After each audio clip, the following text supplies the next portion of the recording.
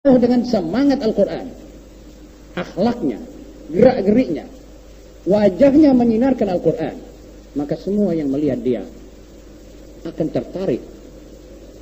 Tapi wajah hari-hari ini jarang kelihatan Al-Quran, sehingga orang melihat ini dia takut kepada Islam. Saudara tahu kenapa ada fobia Islam? Kenapa ada Islamofobia? Karena ada dua sebab. Karena dendam khusumat Zionis dan Yahudis diikuti atau ditunggangi pula oleh Salibis dan komunis dan serbais, dan ada lagi kealpaan umat pengemban Al-Quran. Sebab di bidang perjuangan hanya ada dua. Di dunia ini ada kebenaran dan ada kesesatan. Kalau pengemban kebenaran kuncup, kalau pengemban kebenaran sudah mulai loyo dan leso, dia tidak bisa memperjuangkan kebenaran. Dan yang akan berjingkrak luas adalah kebatilan. Dan inilah yang kita alami sekarang. Tidak tepat dan tidak seharusnya berjalan begini. Harus kita akui dengan sportif bahwa ada perbedaan antara Islam secara hakikah dan ada umat dan kelakuan umatnya ini, sehingga terjadi satu gap, dan gap itu menyebabkan kita sekarang maaf nyasar dan sesat. Dengan Nabi SAW kita terlalu jauh, sehingga tangan beliau melambai-lambai sudah tidak terlihat lagi. Kita sudah jalan di luar rel, dan mustahil suatu lock di luar rel bisa jalan. Kita tidak akan jalan. Kita macet. Kita mati langkah.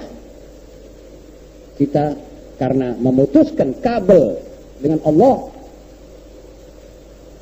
rasio kita tidak ada kabelnya dengan wahyu, maka akan turun itu menjadi emosi. Dan yang dilakukan oleh umat Islam sekarang ini emosional, sama dengan yang dilakukan oleh Barat karena sekularisme. Mereka tidak beragama, mereka tidak bertuhan kecuali dalam bibir, dan mereka tidak bisa berbuat apa-apa. Akhirnya inilah yang dibuat oleh Barat dan diikuti oleh umat Islam Sallallahu Alaihi Wasallam. Tahukah anda bahwa hal itu juga sudah disinyalir oleh Nabi Muhammad Sallallahu Alaihi Wasallam? Percayakah bahwa Rasulullah Sallallahu Alaihi Wasallam pernah dengan tegas dan gamblang dalam salah satu khutbah beliau bersabda, la tattabi'unna sanana man qablakum shibran bi shibr wa dhira'an bi dhira' hatta law dakhalu juhra dabbin la dakhaltumuh. Qalu ya Rasulullah al-yahud wal nasara. Qala wa man?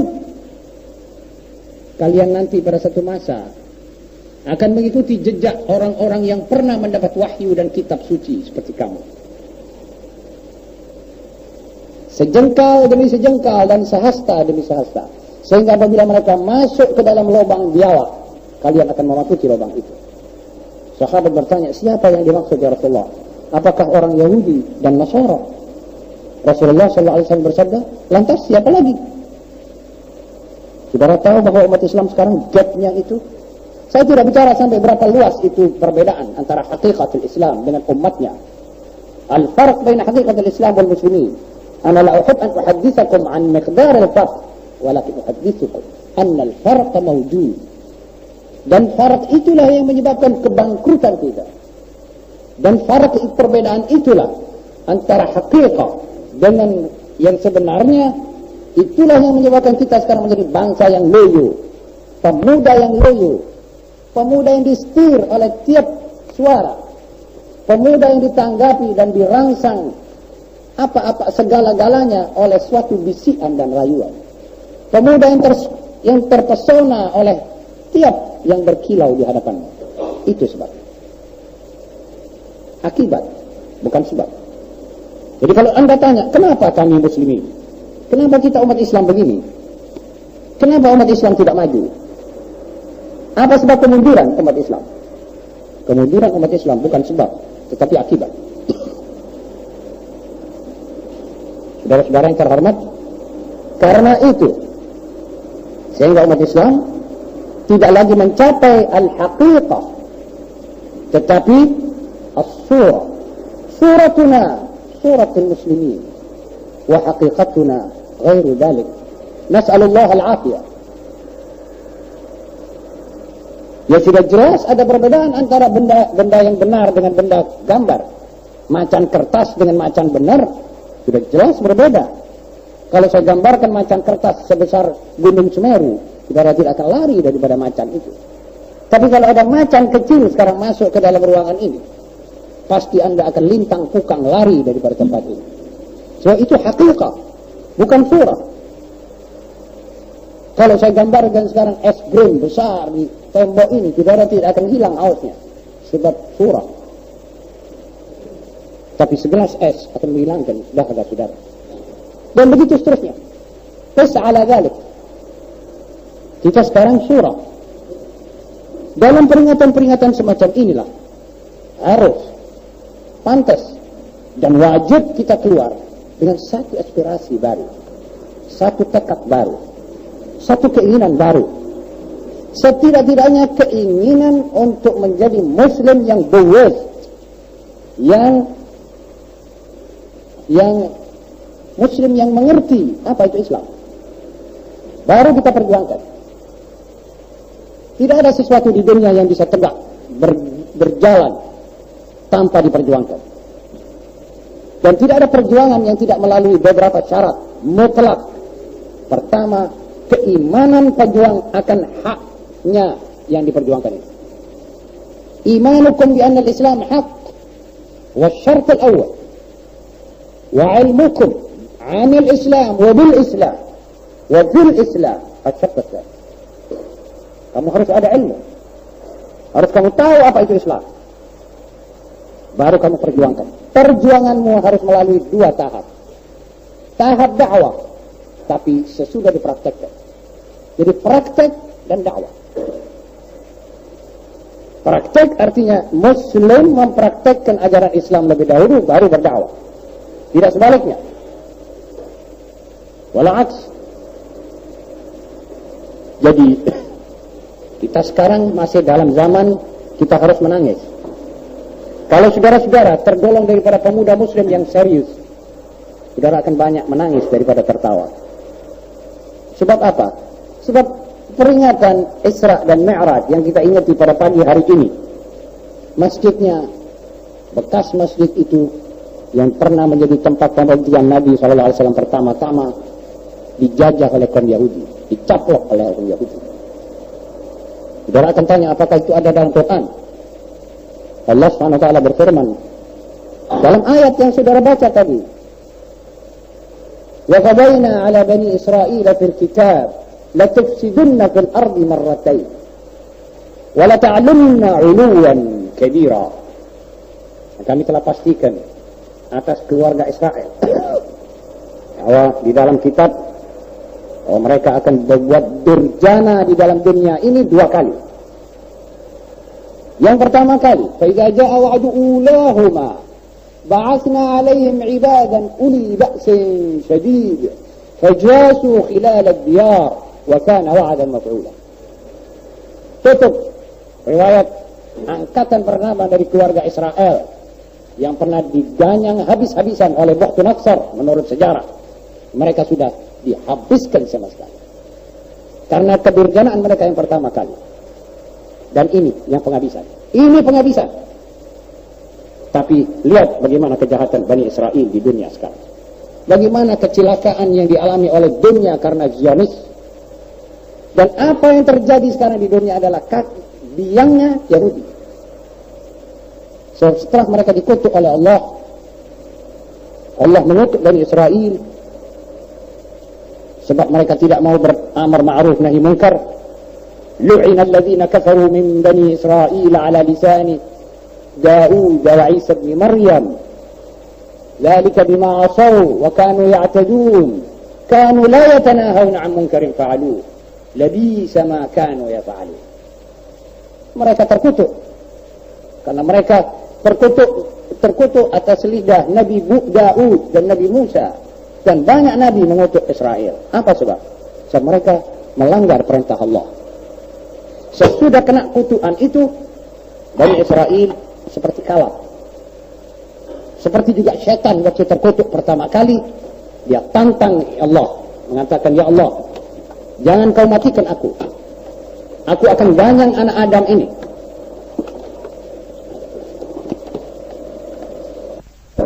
Karena mereka sudah dikutuk oleh Allah, maka mereka menjadi kalah. Mereka seakan-akan bersumpah akan menyesatkan seluruh makhluk. Dan inilah yang dibuat oleh Yahudi. Kalau saudara baca protokol Zionis, saudara akan tahu siapa bangsa itu. Masjidil Aqsa. Wala tadkhulunna al-masjida. Eesh al-ayat? Kama dakhaluhu awwala marrah. Waliyutabbiru ma 'alaw tatbira. Karena kesalahan kita umat Islam, mereka masuk lagi ke dalam masjid. Dan sekarang, dalam masa 10 hari lagi akan datang, kira-kira menurut surat Al-Kaabah dan majalah yang datang dari Perancis, Beijing akan mengumumkan sesuatu yang amat penting mengenai Masjid Al-Aqsa. Sebab sekarang dari mulai itu dikuasai, masjid itu dirongrong. Di mukanya Pak Imaman ini digali 10 meter. Alasan mereka mencari haikal Nabi Sulaiman. Lantas di belakang digali, di situ digali. Tidak lama lagi masjid itu roboh. Akhirnya masjidnya dibakar. Tahun berapa itu? 3 atau 4 tahun yang lalu. Dibakar. Sesudah dibakar, sekarang kemungkinan diumumkan bahwa itu tempat akan digunakan oleh pemerintah Israel untuk membangun haikal Sulaiman di situ. Jadi kalau kita memperingati Isra tahun ini, kita harus memperingati dengan tangis. Apa sebab? So kita tidak berdaya. Kita punya duit kita titipkan kepada Yahudi. Petrodolarnya orang-orang Arab di seluruh Timur Tengah dan negara-negara Islam dititipkan ke Amerika. Dan yang mengutar itu dolar adalah Yahudi. Kita belum punya kader, karena kader-kader kita sedang terpesona oleh Barat dan Baratisme.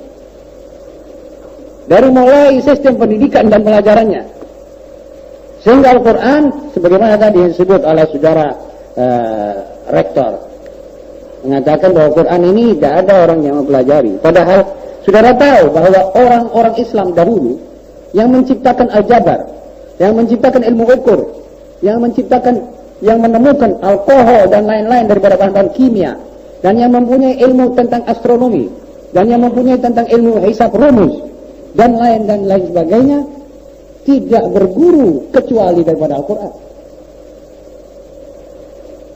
Seorang calon paus di Roma harus pergi ke Andalusia untuk menyelesaikan pendidikannya yang tertinggi.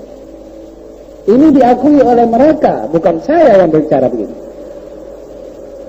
Saudara baca buku The Muslim Contribution to Civilization, karangan Haidar Bahmat, saudara akan tahu bahwa sumbangan Islam kepada peradaban luar biasa. Sampai orang mengatakan ada rumah-rumah sakit khusus untuk para kucing. Itu wakaf-wakaf umat Islam dahulu. Rumah sakit terapung yang saudara baru lihat ini di zaman Bani Umayyah, di zaman Bani Al-Abbas itu sudah ada. Jadi itu bukan aneh bagi kita. Kita umat yang mempunyai kebudayaan yang besar. Kita umat yang mempunyai turas yang hebat. Kita umat yang mempunyai warisan yang besar sekali. Sungguh suatu yang irasional. Seorang mempunyai giro di bank ratusan miliar, lalu dia pergi ke pasar Babean untuk ngemis. Sungguh tidak rasional. Malah kita anggap ini orang tidak waras. Bahkan kita beli dengan duit ajaran barat untuk menyesatkan anak-anak kita. Kita bayar dengan duit. Datangnya profesor-profesor dari Amerika untuk menanamkan kebudayaan Amerika di tengah otak anak-anak kita. Adakah lebih dulu dari seorang yang membeli ular ditaruh di rumahnya dan tempat tidurnya? Adakah lebih dulu dari orang yang membeli kala jengking dengan harga mahal ditaruh di dalam selimutnya kalau dia tidur? Ini